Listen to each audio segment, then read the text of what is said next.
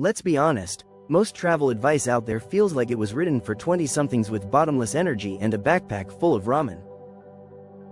It's all about whirlwind schedules, cramming 6 countries into a week, and sleeping in hostels so crowded you can't tell where your bunk ends and someone else's begins.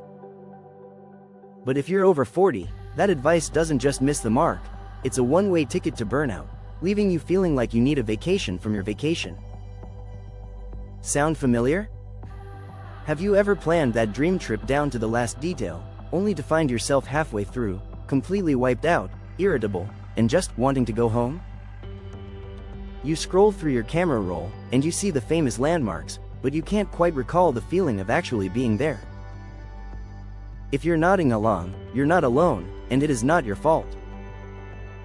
The way we're told to travel is fundamentally broken for anyone who isn't a college student on spring break.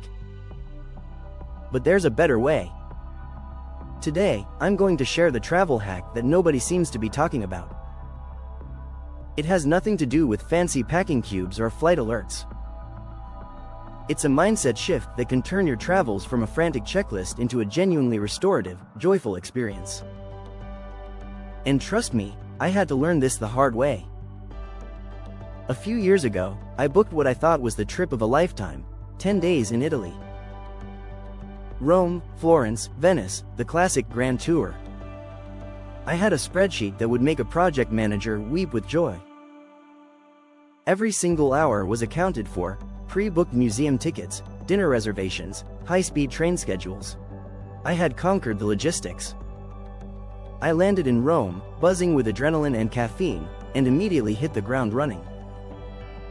Colosseum, check. Roman Forum, check. Trevi Fountain, selfie, check. But by day 3, the cracks were definitely starting to show. I was standing in the Vatican museums, surrounded by some of the most breathtaking art in human history, and all I could focus on was the ache in my lower back and the deafening roar of the crowd. I wasn't experiencing the art, I was enduring it. By the time I stumbled into Florence, I was physically and emotionally drained. I remember sitting on a bench, staring at the Duomo, and feeling absolutely nothing. And then came the guilt. Here I was, in one of the most beautiful places on earth, a city I dreamed of visiting my whole life, and all I wanted was a quiet room and a very long nap. The pressure to make the most of it was suffocating, but my body and mind were waving a giant white flag. That trip was my breaking point.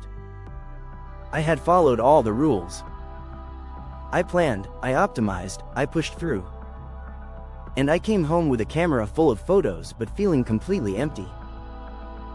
I was more exhausted than when I left.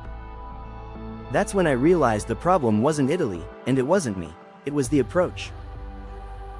This obsession with doing everything leaves absolutely no room for simply being.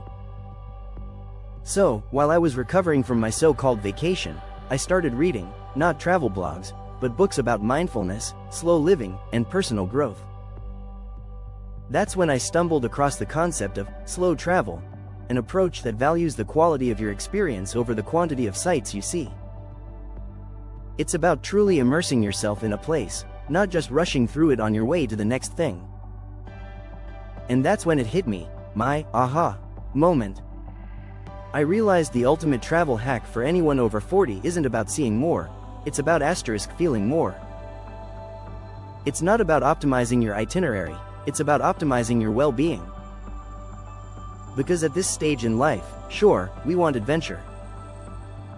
But we're also looking for connection, reflection, and real restoration. The goal shouldn't be to come home with a longer list of places you've been, but with a deeper sense of who you are.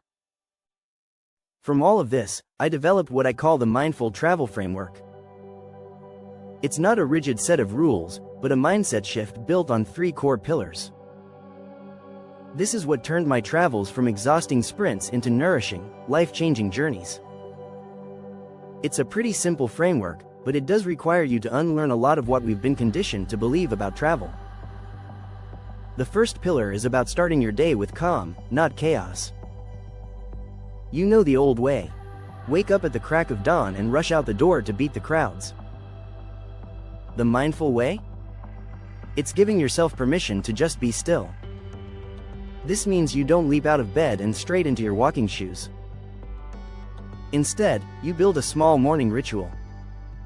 Maybe it's a 10-minute meditation using an app on your phone. Or maybe you just sit by the window with a cup of coffee and watch the city wake up, phone out of sight. This small act grounds you.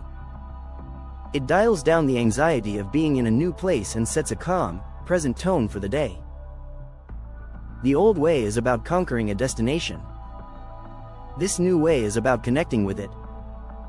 Intentional stillness lets your nervous system relax, so you can move through your day with awareness, not just adrenaline. You're no longer a tourist ticking off a box. You're a conscious observer, and that changes everything. Pillar 2 is about shifting from a visual checklist to a full sensory experience. Think about it. So much of modern travel is performative, right? We race to a landmark, snap the perfect photo to prove we were there, and then immediately start thinking about the next thing on the list. Sensory immersion is the antidote. It's the practice of engaging all 5 of your senses, wherever you are. When you're walking through a market, don't just look at the colorful produce. What do you smell? The scent of fresh bread, ripe tomatoes, or exotic spices? What do you hear? The chatter of vendors, the rustle of paper bags? What do you feel? The texture of a piece of local fruit, the warmth of the sun on your skin? This practice pulls you straight into the present moment. It creates memories that are rich and textured, not flat and two-dimensional.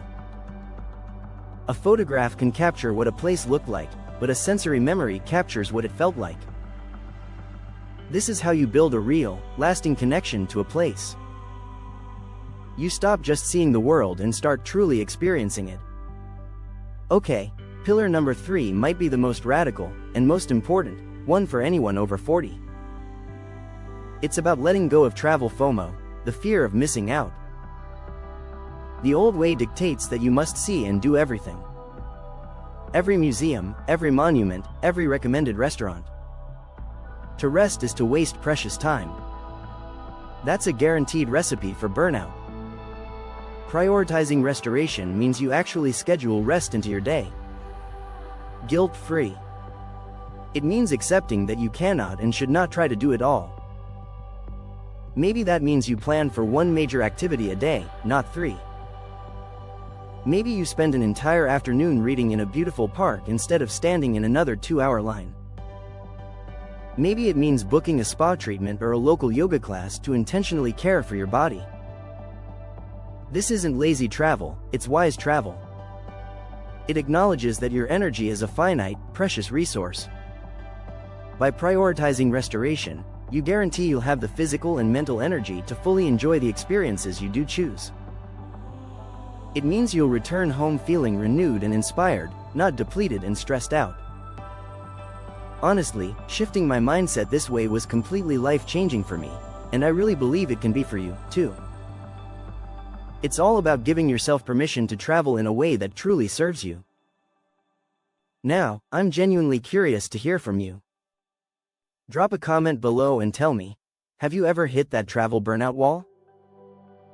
What's the one thing you would love to change about how you travel? Let's get a conversation going, because I know so many of us feel this way.